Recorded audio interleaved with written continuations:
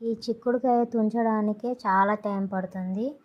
కానీ ఏం చేస్తాం, ఇష్టమైన కర్రీ కదా, ఎంత కష్టమైనా సరే తుంచే పడుకోవాలని నేను మాత్రం నైటే తుంచి పడుకున్నా.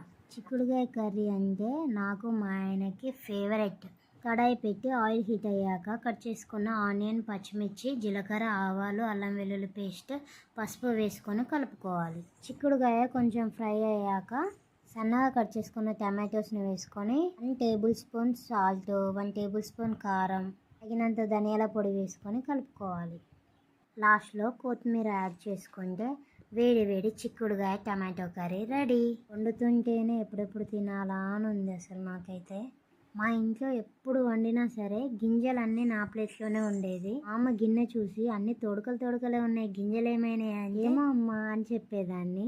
గింజల కోసమే చిక్కుడుకాయ కర్రీ ఎంతమంది వండుతారు చెప్పండి.